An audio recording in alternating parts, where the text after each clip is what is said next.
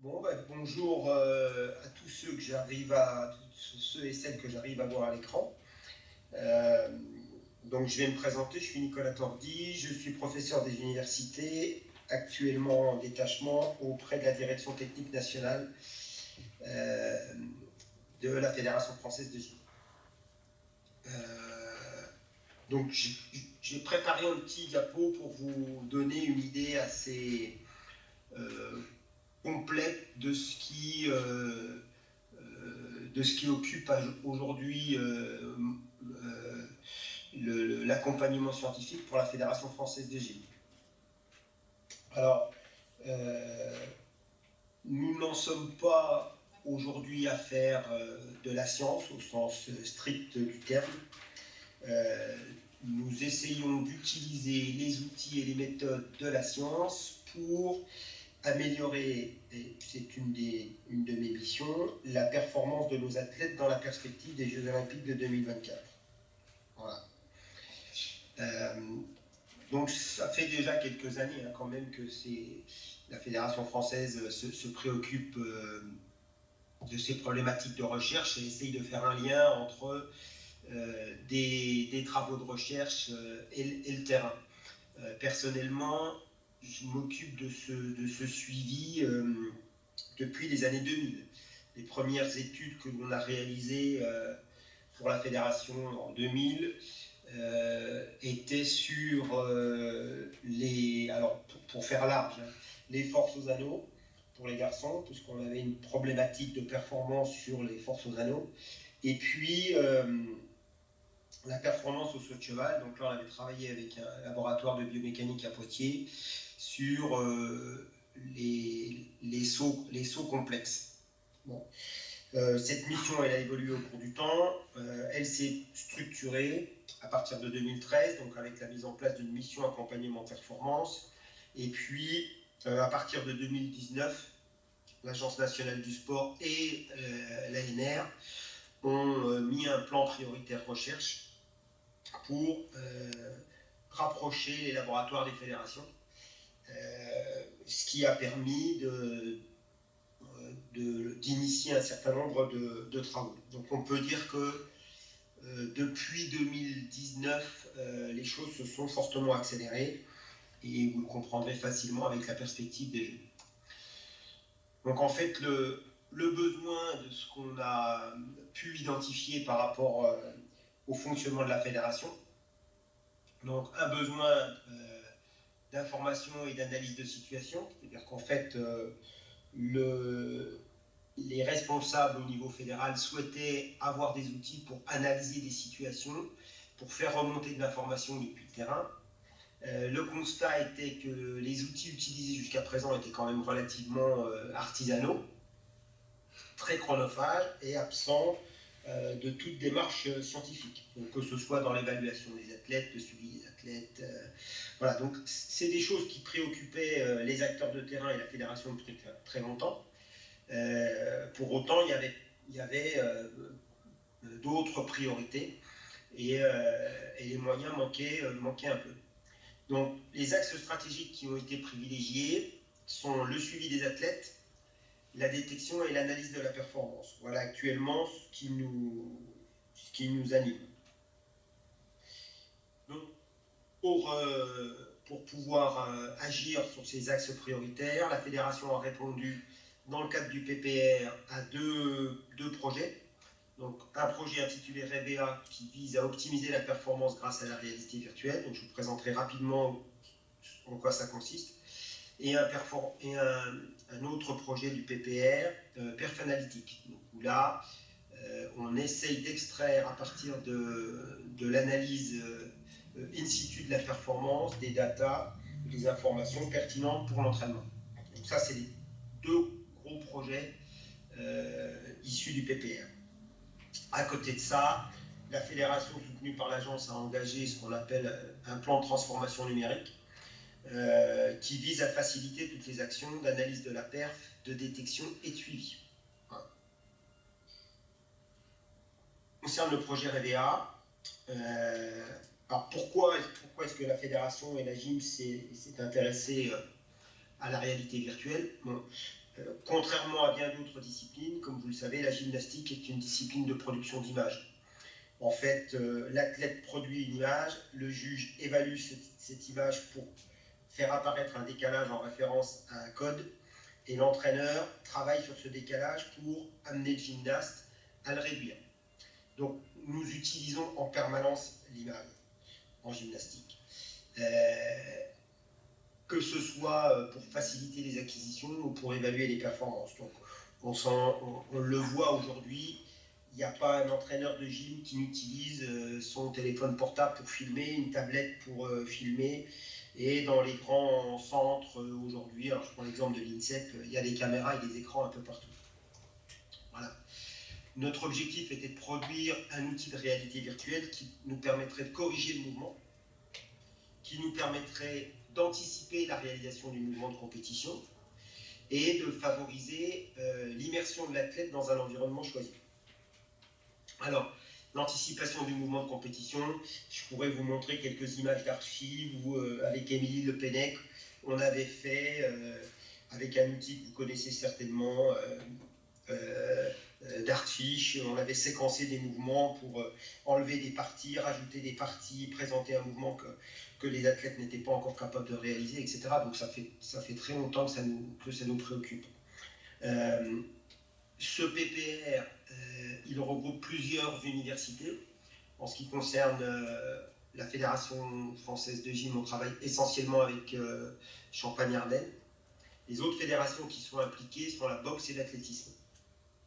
Le but étant, pour toutes ces disciplines, de diminuer la charge d'entraînement. Donc en boxe, vous comprenez bien que quand vous vous entraînez contre un adversaire virtuel, les coups que vous êtes susceptibles de prendre restent dans le virtuel, et donc on diminue la charge. Et en athlétisme, le projet est de travailler sur le relais. C'est-à-dire qu'aujourd'hui, pour améliorer les performances en relais, il faut au minima 2 relayeurs, ce qui est quand même assez compliqué. Et donc, en fait, on va entraîner les relayeurs à travailler avec un relais virtuel. En gymnastique, on a un déficit de performance, en particulier sur la note de difficulté chez les garçons. Et l'idée est de leur permettre de se voir en train de réaliser une performance qu'ils ne sont pas tout à fait capables de réaliser à l'instant T, dans l'environnement des jeux où ils ne sont peut-être encore jamais allés. Voilà. Donc, aujourd'hui, nous sommes en capacité de... Alors là, c'est une ancienne version de ce qu'on fait. Capacité de saisir un mouvement, d'en faire un avatar et de proposer la visualisation de cet avatar dans un masque de réalité virtuelle pour la tête. Alors là, vous avez un dispositif avec des marqueurs. Aujourd'hui, on travaille avec un système en markerless et on a reconstruit un environnement virtuel dans lequel on peut intégrer l'avatar du gymnaste. Nous avons comme projet de filmer l'environnement de l'Accor Hotel Arena pour les prochains internationaux de France en septembre.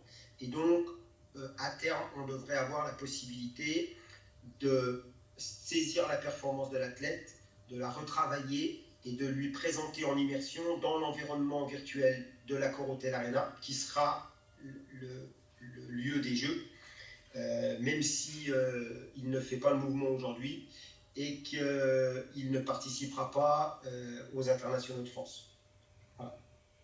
Donc ça, c'est des actions qui sont en cours. On a de grosses difficultés à faire ce qu'on appelle les captures et des grosses difficultés à réaliser les avatars. Donc, je pourrais vous donner des détails là-dessus si vous le souhaitez. Mais le projet avance et on devrait être en capacité de produire les premiers avatars pour septembre. Voilà. Donc aujourd'hui, on filme les athlètes, on est en capacité de reproduire l'athlète. Voilà. Nous évaluons aussi l'acceptabilité et l'acceptation de l'ARV pour les athlètes et on va mettre en place des outils de suivi pour évaluer l'effet de cette nouvelle méthode d'entraînement sur la charge.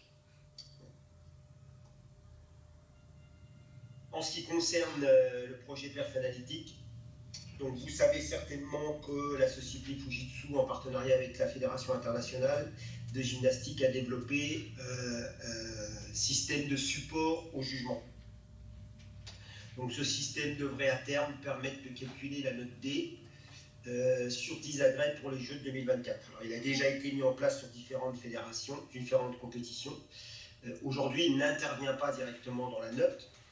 Il est possible de l'utiliser pour aider le travail des juges. Ça, c'est l'objectif de la société Fujitsu, entre autres. Donc, aujourd'hui, le dispositif, il est en capacité, pendant que le gymnaste réalise son mouvement, d'écrire le mouvement en symbolique, de calculer la note de départ. Voilà. Donc, on perçoit très bien que si ce système s'impose dans l'évaluation de la performance en compétition, et ben les fédérations devront s'équiper de ce système. Il ne paraît pas concevable d'entraîner des athlètes sans le système et de les présenter en compétition alors qu'ils seront évalués avec le système. Bon, le coût aujourd'hui, approximativement, pour équiper une salle comme l'INSEP, c'est entre 700 et 800 000 euros pour équiper les 10 agrès. Donc, vous comprenez qu'on cherche à développer des solutions alternatives. Encore une fois, on va s'appuyer sur la vidéo parce qu'elle est présente dans toutes les séances d'entraînement. Et l'objectif, c'est de proposer aux entraîneurs une assistance technologique pour instantanément être de plus en plus précis et répondre aux exigences du code, et pour analyser la performance dans la prescription du code de pointage. Donc nous, on se concentre essentiellement sur les éléments déterminants du code. Alors, je vous expliquerai ce qu'on appelle les éléments déterminants du code. Donc ce projet, un projet financé par l'ANR, avec la boxe, l'escalade, le cyclisme, la lutte, la gym, chez les garçons et chez les filles. Et donc l'objectif, c'est développer des applications d'évaluation en temps réel de la performance pour 2023. Alors, je vous montre un petit exemple de notre problématique. Donc là, c'est un exemple aux arçons. J'ai pris uniquement le temps, mais aujourd'hui, voilà, on a les juges en arrière-plan qui évaluent la performance de l'athlète en le temps, l'athlète lui-même et son entraîneur. Chaque maintien doit être tenu 2 secondes. C'est la règle, c'est la prescription du code. Voilà. Alors quand on est à 1,20 ou quand on est à 1,60, les juges arrivent à s'en sortir, l'entraîneur aussi. Ça devient un petit peu plus délicat lorsque on approche les 1 seconde 80. Et donc, nous, on va développer un système qui va nous permettre de, uniquement aux anneaux, pouvoir évaluer en temps réel les angles et les temps. La reconnaissance des difficultés ne nous apporte pas vraiment. Alors, le dispositif Fujitsu permet de reconnaître les difficultés, mais on pense que l'entraîneur et les juges et l'athlète ont des compétences suffisantes pour pouvoir reconnaître un double salto arrière groupé ou carpé ou tendu, etc. Et qu'on n'a pas besoin d'un système à 700 000 euros pour faire ça. Voilà. Donc, l'idée, c'est d'identifier par agrès les éléments pertinents du code sur lesquels les juges et les entraîneurs ont besoin d'une assistance. Voilà. Donc des angles, parce qu'à quelques degrés près, les pénalités ne sont pas les mêmes, les temps, etc. Ce genre de choses. Donc ça, c'est le dispositif, c'est le projet Perf Analytique. Voilà. Donc aujourd'hui, on a mis en place un dispositif de captation sur l'INSEP. On développe les outils d'analyse qui nous permettent de situer un point dans l'espace en conditions réelles d'entraînement, et on teste les outils et les procédures in situ. Voilà. Alors dans le cadre du projet de transformation numérique, c'était le 3e grand volet de l'accompagnement scientifique aujourd'hui. Donc l'objectif à plus long terme est d'aider à la transformation du modèle d'entraînement que nous appliquons aujourd'hui dans la majorité de nos gymnases pour passer du s'entraîner plus au s'entraîner mieux. Dans notre contexte, il ne paraît pas envisageable de s'entraîner plus les gymnastes sont les athlètes qui passent le plus de temps à l'entraînement. Alors, j'ai pas dit à s'entraîner, j'ai dit à l'entraînement.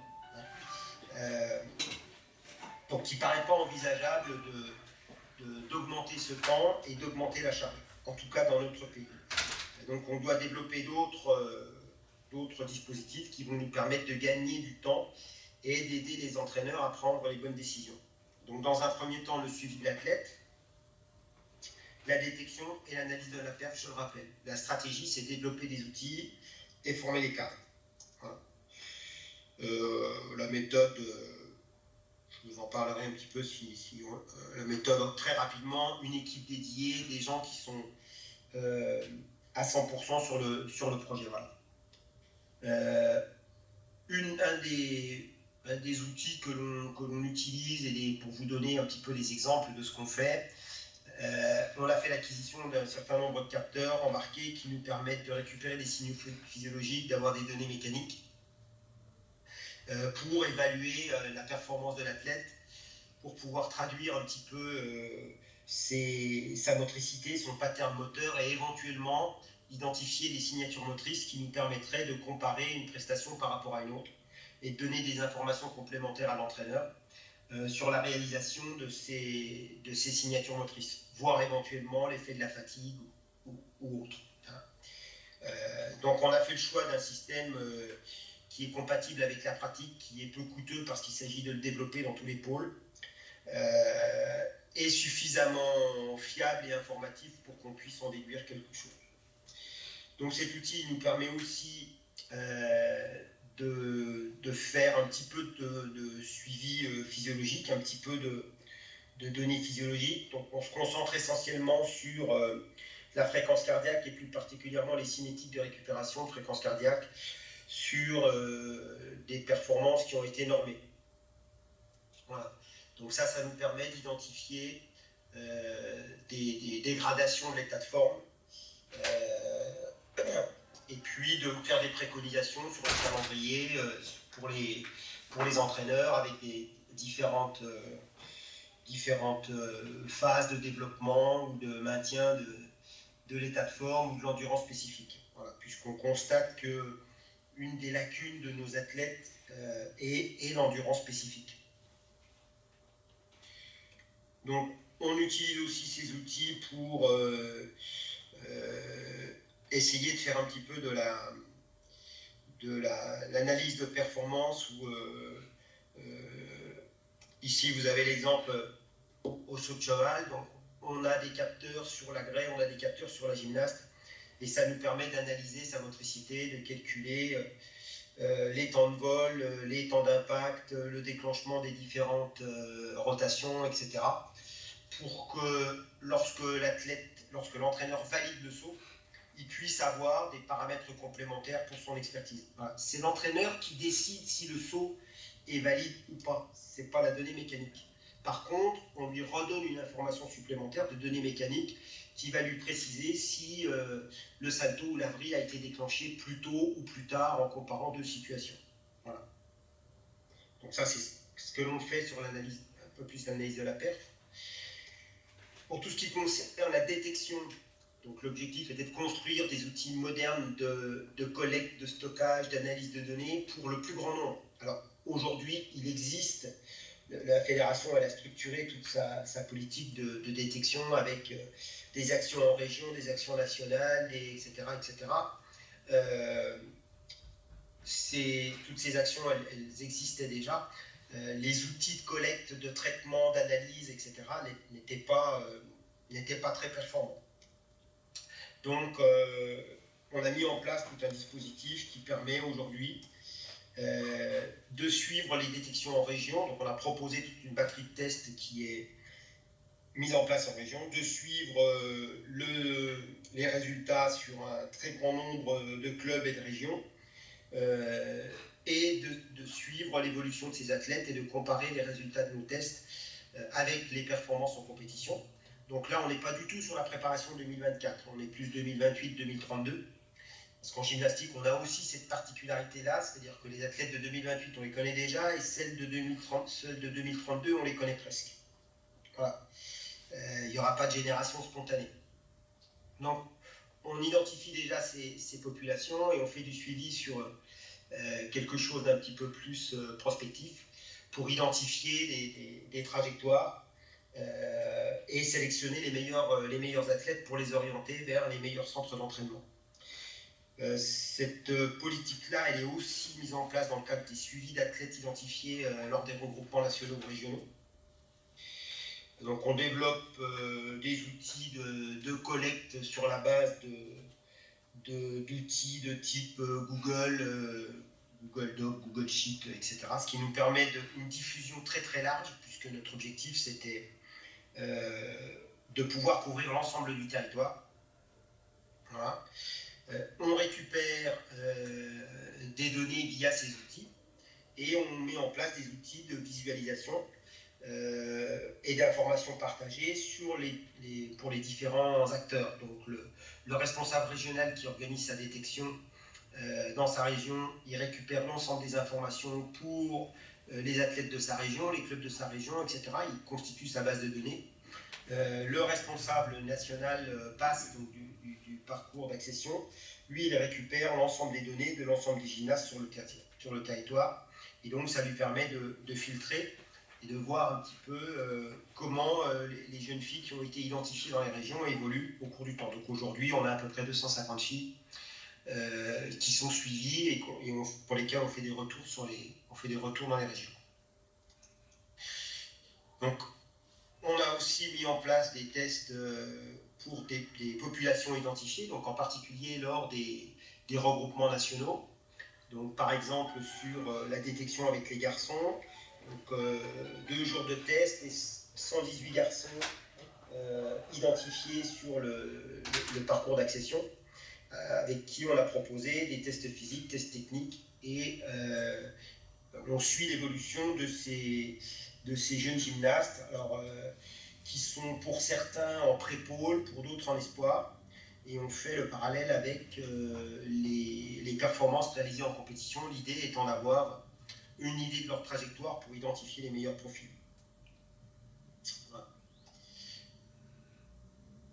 En ce qui concerne le suivi, notre histoire olympique et l'histoire de nos performances olympiques, en particulier sur les 2 derniers cycles, a été très marquée par les problématiques liées aux blessures. C'est-à-dire qu'en fait, on n'a pas un réservoir énorme d'athlètes. On a une charge de travail qui est très conséquente et on n'est pas à l'abri d'un accident de parcours, sachant que l'objectif de l'entraînement, c'est toujours d'être au niveau maximum de ce que l'athlète peut supporter sans basculer dans le trop. Voilà. Donc là, on développe un peu des outils pour faciliter ce suivi. L'idée, c'est un petit peu d'avoir l'équivalent de ce que vous avez sur le tableau de bord de votre voiture. C'est-à-dire sur le tableau de bord de votre voiture, quand les pneus se dégonflent ou quand vous manquez d'huile, ça clignote avant d'être obligé de vous arrêter sur le bas-côté. Donc là, on essaye de faire un petit peu la même chose. Donc l'athlète renseigne d'une manière régulière des questionnaires sur la qualité de sommeil, les douleurs perçues, l'état de forme, la charge de travail, des mesures assez régulières de variables physiologiques. Voilà. Et on essaye pour l'instant de faire des analyses un peu croisées pour générer ces signaux d'alerte pour l'encadrement. Alors, comme vous l'avez vu, la démarche elle est quand même relativement récente, donc on commence à avoir un tout petit peu de recul, puisque là il faut quand même une certaine quantité d'informations et de réponses régulières des athlètes pour qu'on puisse analyser ces résultats et qu'elles aient du sens. Voilà, si on fait une mesure par mois, c'est un petit peu compliqué. Donc là, les fréquences, c'est pour les athlètes qui sont dans les centres de préparation olympique, c'est tous les jours. Pour les athlètes qui sont dans les autres pôles, c'est 2 fois par semaine. Voilà. On a un suivi régulier de ces athlètes et on collabore avec différents laboratoires pour essayer d'analyser un petit peu les trajectoires et analyser le suivi de ces athlètes. Donc on a développé un outil de management de l'athlète, en particulier chez les filles avec l'INSEP et Saint-Etienne. Donc les outils ont été construits avec les athlètes, les coachs, et les datas sont pour l'instant traitées par individu. Donc on n'a pas, pour certaines, je dis certaines parce que les garçons ont beaucoup de mal à rentrer dans le dispositif. Pour certaines, on arrive à avoir suffisamment de recul, c'est-à-dire plusieurs mois d'exploitation, pour comprendre un petit peu ce qui se passe et pouvoir générer des signaux d'alerte. Mais c'est pas encore généralisé. Donc de la même manière que ce que je vous ai un peu expliqué pour la détection, donc là, les athlètes ont sur leur téléphone portable ou une tablette au pôle des questionnaires, ils remplissent les questionnaires et on analyse comme ça leur suivi. Donc aujourd'hui, cet outil il est développé dans les 3 centres de préparation olympique que sont l'INSEP et Saint-Etienne. Hein, pourquoi 3? Parce qu'il y a garçons et filles à l'INSEP. Et puis dans les autres centres, quasiment partout sur la gamme et la GAF. En plus de ça, on met en place un suivi des collectifs. C'est-à-dire que, par exemple, pour les juniors, on a un objectif assez ambitieux avec les juniors pour les championnats d'Europe. Donc le collectif des juniors, lui, bénéficie d'un suivi un petit peu particulier, avec des évaluations particulières, lors des regroupements, etc., etc. Donc les juniors, par exemple, étaient en stage à cette semaine à Rouen. Donc on en a profité pour faire un petit peu de suivi. Comme autre outil que l'on développe, des développements de tests instrumentés, parce qu'aujourd'hui, l'instrument de mesure, il est quand même pas très présent dans les gymnases. Donc on essaye de mettre en place des tests instrumentés et puis de prendre en compte d'autres paramètres comme par exemple les pics de croissance, en particulier pour les plus jeunes. Voilà. Donc ça c'est pour le suivi. On travaille sur des outils de veille des résultats internationaux, des outils d'aide à la sélection et des outils d'aide au suivi de la performance. Donc ça, c'est ce qu'on fait avec les directeurs nationaux et entraîneurs nationaux. Donc, par exemple, pour les outils de veille, on aspire sur Internet l'ensemble des résultats des compétitions internationales et on traite ces données-là pour pouvoir situer quasiment quotidiennement le niveau des gymnastes français par rapport à la concurrence internationale et décider si il y a pertinence d'une sélection, d'une Coupe du Monde, ou comment on doit composer l'équipe pour un objectif championnat d'Europe ou Jeux méditerranéens. Voilà. Donc aujourd'hui, notre problématique, c'est de poursuivre la transformation culturelle. Je vous ai dit en introduction qu'on n'en était pas encore à faire de la science. Pourquoi? Parce que la culture de la mesure, elle ne rentre pas dans le gymnase aujourd'hui. Alors, on sait utiliser la data, par contre, on a beaucoup de mal à collecter la data.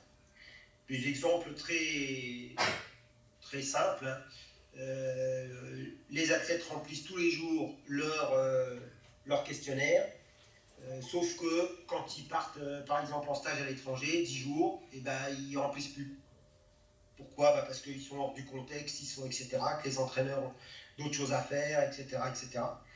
Et donc, on a beaucoup de mal à ce que cette démarche-là, elle soit inscrite dans les habitudes d'entraînement.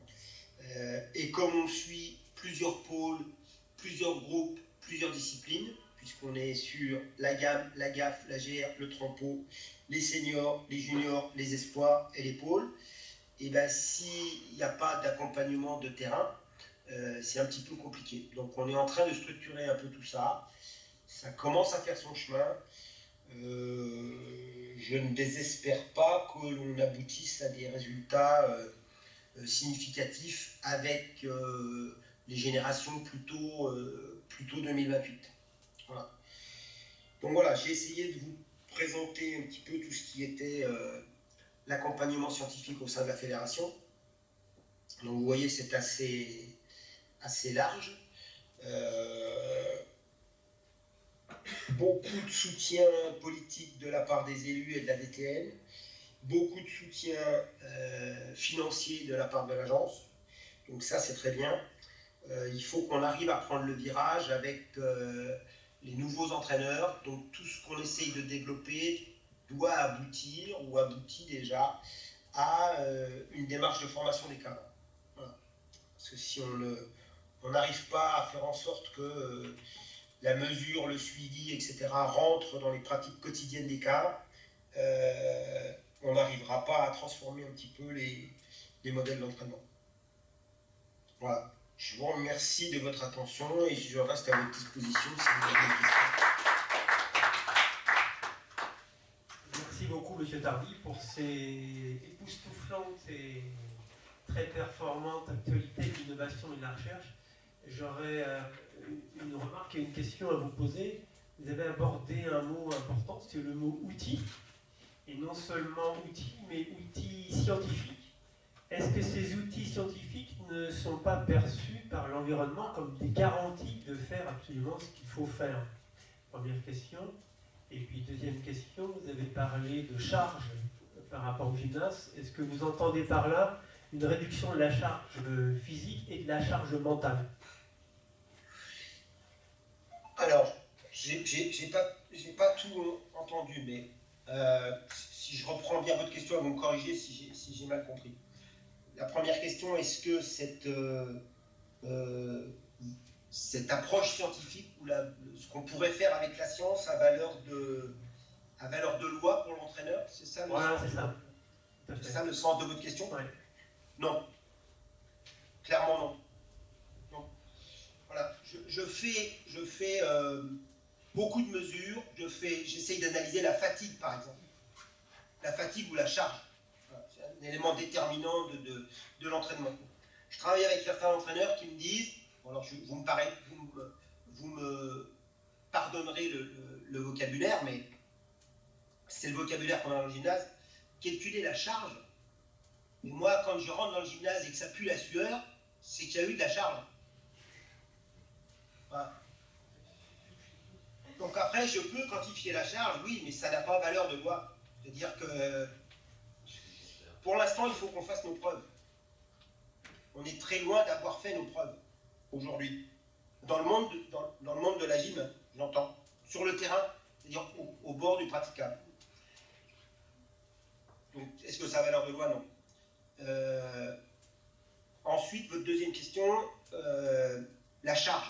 Donc, oui, notre idée est d'évaluer autant la charge mentale que la charge physique. Et de considérer la relation qu'il peut éventuellement y avoir entre les deux.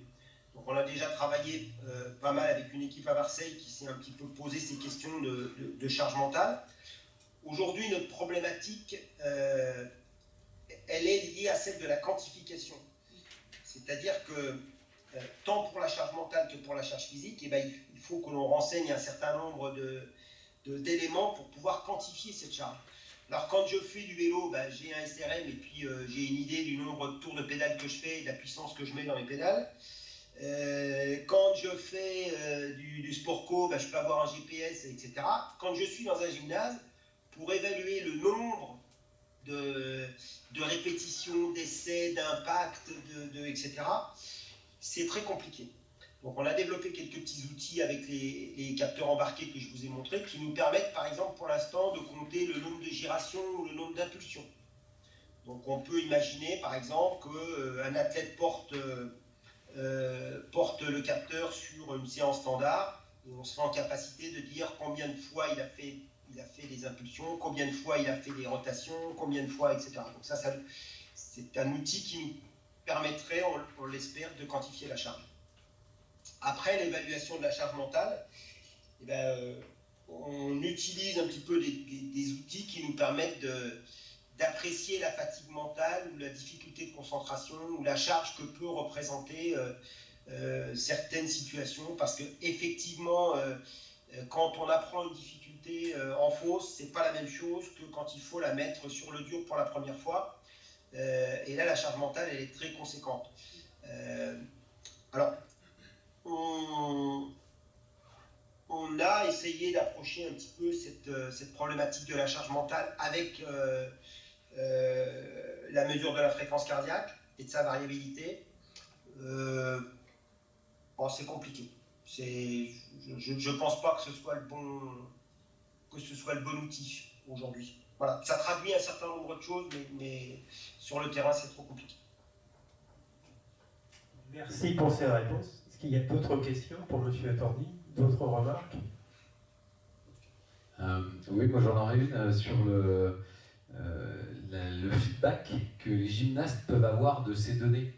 C'est-à-dire que là, on a vu le lien entre les chercheurs ou toi, dans ce contexte, avec les entraîneurs, avec les staffs techniques, et quel est le lien avec le retour des trajectoires de performance qu'ils peuvent suivre auprès des gymnastes et comment ils peuvent l'utiliser. Parce qu'on sait que la notion de progrès en gymnastique, elle est très sournoise, quoi. Elle est vraiment très très progressive. Donc, quel est le lien qui est fait? Comment c'est utilisé? Alors, en ce qui concerne tous les outils que l'on met sur les pôles, les athlètes ont accès à toutes les données. Voilà. Et on fait régulièrement des retours sur l'évolution de leur performance, l'évolution de leur douleur, de la fatigue. On travaille énormément avec les staffs médicaux parce que le staff médical est un bon intermédiaire pour le suivi de l'athlète. Donc aujourd'hui, ces données, elles sont partagées avec l'ensemble du staff et des athlètes. Parce qu'il y a des choses qui se disent avec le kiné ou qui se disent avec le médecin, qui ne se disent pas avec l'entraîneur quand tout le monde est aligné sur le praticable et on demande si ça va. Tout le monde dit ça va, surtout lorsque on est aligné pour un test sélectif, par exemple. On dit que ça va. Voilà. Alors qu'avec le médecin ou avec le kiné, c'est un petit peu différent. Donc on essaye de multiplier les interlocuteurs et d'impliquer les athlètes dans leur propre suivi. Ça, c'est aussi déterminant. C'est-à-dire que si on n'est pas en capacité de faire un retour quasi immédiat, quotidien de ce qui se passe, c'est compliqué. Alors, concrètement, comment ça se traduit? Par exemple, dans l'AMS, on a déterminé des seuils qui, pour l'instant, sont un petit peu des seuils arbitraires sur des qualités de sommeil, des choses comme ça. On arrive avec certaines filles à individualiser ces seuils. Et quand l'athlète est en dessous du seuil d'alerte, moi, je reçois directement une alerte sur mon téléphone et l'entraîneur aussi. Et donc, du coup, on reboucle pour essayer de voir si c'est simplement un petit accident de parcours, une fatigue aiguë qui va se résorber avec un tout petit peu de repos, ou si on est plus dans quelque chose d'un peu chronique, etc. Donc les athlètes, ils ont conscience de ça, et ça aide beaucoup à ce qu'ils jouent le jeu. Voilà. Alors il faut une certaine maturité pour jouer le jeu. Il faut comprendre que moi je ne peux pas donner des réponses si j'ai pas, alors je donne un chiffre mais qui n'a aucune valeur en soi, si j'ai pas 3 mois de collecte. Je ne peux pas dire ta qualité de sommeil c'est ça, ta durée de sommeil c'est ça, si j'ai pas 3 mois de collecte. Et ça c'est la grosse difficulté. C'est-à-dire que le gym, quand il descend de la grille, il veut un retour tout de suite. Quand il a fini son mouvement, il veut une note. Et il ne veut pas attendre 3 mois pour que je lui explique qu'aujourd'hui, sa qualité de sommeil, elle n'est pas bonne, ou etc., etc. Donc, il faut qu'ils aient une certaine maturité pour ça. C'est pas toujours simple. Voilà. Donc là, ils sont impliqués dans leur suivi. Pour les plus jeunes, ça passe par les entraîneurs, les responsables du DRAL, etc. Les filles, par exemple, que l'on suit dans la région, 7-9 ans. Donc on leur explique un peu pourquoi c'est fait, comment c'est fait, etc. Maintenant, de là à ce qu'elles perçoivent l'intérêt de la chose, la portée de la chose, etc., c'est un petit peu compliqué. Par contre, il y a une nécessaire acculturation de tout ce public-là pour que les gamines qui ont été suivies dans leur région entre 7 et 9 ans, si un jour elles intègrent un pôle et qu'on leur met un cardiofréquence-mètre et qu'on leur demande de faire des tests détente, elles ne me regardent pas comme des extraterrestres et elles comprennent la portée de la chose. Et là, on aura déjà fait un grand pas. Ok, merci. Salut Nicolas, merci pour ta présentation et bravo pour tout ce travail. C'est pas vraiment une question, c'est un partage, c'est un rebond avec tout ce que j'ai entendu. Tu disais qu'il fallait un certain niveau de maturité, je résume, hein, pour bien se connaître. Moi je pense que c'est aussi un des rôles de l'entraîneur que de faciliter cette connaissance de soi de la tête. Donc je pense que l'entraîneur doit avoir conscience de ça et non pas être tout le temps dans la position haute et je sais à ta place et des fois je te questionne un peu plus. Donc ça c'était le premier versant. Et puis aussi, j'ai beau bien me connaître, est-ce que je peux être authentique avec mon staff? Est-ce que j'ai une confiance absolue? Est-ce que je peux me dire? Est-ce que je peux exprimer les choses? Et du coup, ça c'est encore une posture de l'entraîneur. Est-ce que je suis OK pour accueillir tout ce que me dira mon athlète, que ce soit positif, négatif ou autre? Donc c'est plus un partage, hein, parce que moi tu sais que je suis vraiment sensible à la relation pédagogique. Mais je pense que cette relation pédagogique est aussi une des clés pour pouvoir inclure dans le gymnase ces données plus scientifiques, pour qu'elles soient acceptées. Qu'en pensez-vous? Oui, je partage totalement. Je pense que notre plus gros travail, il est d'acculturer un petit peu tous les acteurs de la performance. Il n'est pas tellement de développer des outils de collecte, des outils d'analyse, des outils de... Non, c'est pas ça aujourd'hui. Aujourd'hui, on sait, on saurait collecter beaucoup plus et analyser beaucoup plus que ce qu'on fait aujourd'hui. Le problème, c'est plutôt que tout le monde, alors à la fois le gym et à la fois l'entraîneur et à la fois l'instance dirigeante, parce que il y a aussi un regard de l'instance dirigeante qui commande l'évaluation de la perte, par exemple. Hein, et cette confiance et cette bienveillance et cette confiance du fait que quand je fais une évaluation d'athlète et que je dis à l'entraîneur il est fatigué, c'est pas pour pénaliser l'athlète et lui empêcher une sélection. C'est pour mettre en place le dispositif qui va lui permettre de résorber sa fatigue et d'être plus compétitif. Sauf qu'aujourd'hui, c'est pas perçu comme ça. C'est pas perçu comme ça par tout le monde, par les gyms eux-mêmes. Et c'est pour ça, par exemple, dans l'évaluation de la douleur, c'est problématique. Hein. C'est ce que je vous disais tout à l'heure, c'est-à-dire quand on s'aligne et puis qu'on sait qu'on joue une sélection, ou etc. Parce que ce qu'il faut comprendre, c'est que derrière la sélection, il y a l'image de l'athlète et il y a ce qui va pouvoir monnayer à partir de sa performance et de son résultat. Il y a des aides, il y a des positions, il y a des statuts, il y a des contrats, il y a des etc. Et que quelquefois on masque un peu la vérité, on refuse de la voir, et puis on ne perçoit pas toujours très très bien quand il y a un tiers qui n'est pas l'entraîneur, qui n'est pas le gymnaste, qui vient dire là il est fatigué, attention sur tel gestuel ou telle technique, je comprends pas trop, une fois c'est comme ci, une fois c'est comme ça. Enfin, moi je donne des données objectives. Puis après, j'entraîne pas, je ne suis pas entraîneur de haut niveau. Je mets en place des dispositifs, comme je vous ai expliqué sur le tableau de bord de la voiture, pour que à la fois l'entraîneur et l'athlète ne soient pas obligés de s'arrêter à un moment. Voilà. Sauf que ce n'est pas toujours perçu comme ça. C'est aussi perçu dans le sens où, quand ça s'allume, ça veut dire que soit l'entraîneur, soit l'athlète n'a pas fait le boulot. Mais je ne suis pas là pour évaluer leur travail. Je ne suis pas là pour dire l'athlète est blessé parce que la planification de l'entraînement était mauvaise. C'est pas ça mon travail.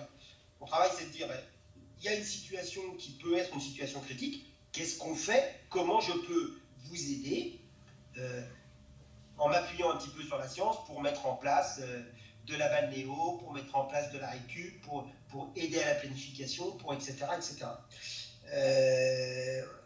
Et ça, c'est compliqué. Ça, c'est compliqué. Voilà. Ok, merci Nicolas. On perçoit bien dans l'échange ce que tu as évoqué à la fin sur la nécessité d'un changement de culture. Et ça a l'air d'être une nécessité dans l'accompagnement aussi des staffs techniques et dans la relation que tu pourras construire avec eux. Je vous propose d'enchaîner parce que le temps file. Même si voilà, les propos sont passionnants, il faudra s'y consacrer davantage peut-être la prochaine fois.